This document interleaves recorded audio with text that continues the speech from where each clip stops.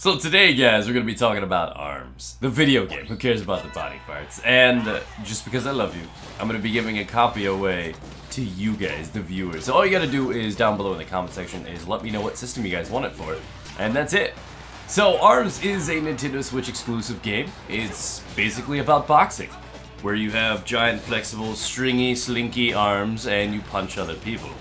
And yeah, that's the pitch. It's kind of what it is. So this video will hopefully educate you guys on my experiences and guide you on whether or not to buy or pass on this game.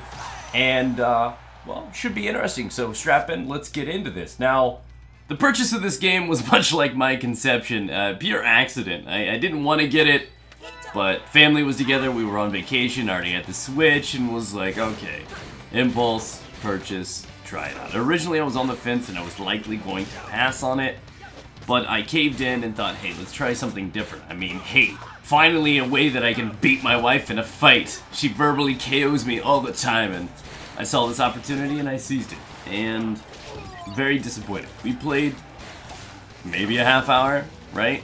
Everybody queued up. Hey, I'm next. Put me in coach. So we fought. We did the fighting. I won. I am the reigning champion.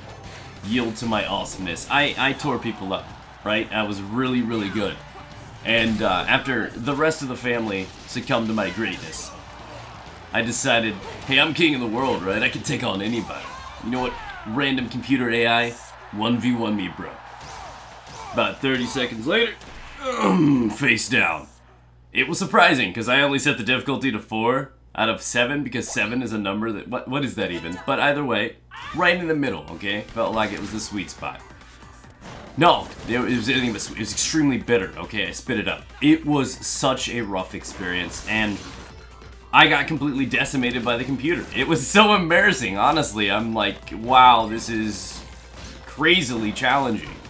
And I dealt with it, you know, like any adult would, and I cried, and decided to go online and maybe think that, hey, these guys aren't going to be any better. No, they're savage as hell. But I noticed something. Something hit me, right? Seems to be a lot of that going around at this current time.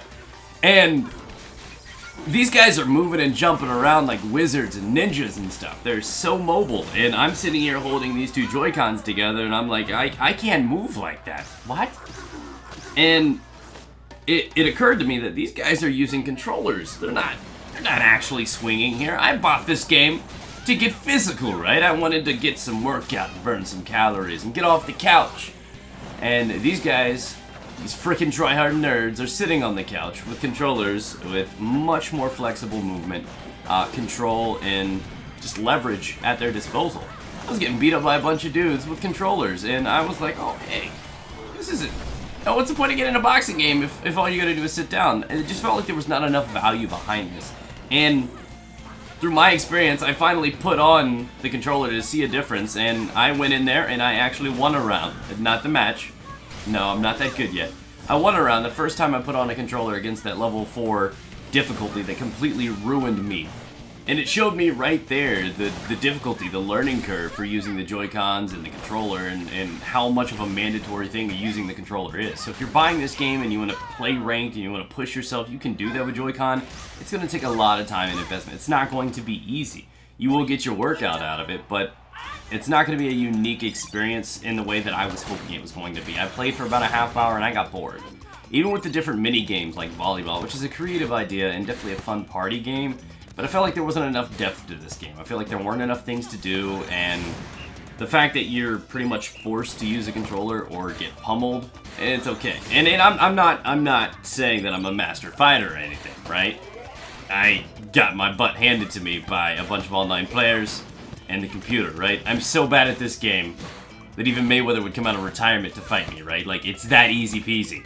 And I understand this, but I also understood that after I started playing other people, even with the Joy-Con experience and swinging and everything, that if you just have a simple understanding of the game with those controls, that you're going to have a distinct advantage over anyone else. This isn't a game that I can play and actively understand the game and get comfortable with my skills and evolve as a player and a skillful player, that I can't say, hey, my buddy who's never played this before, come play this, is going to be fun, because I'm just going to ruin it.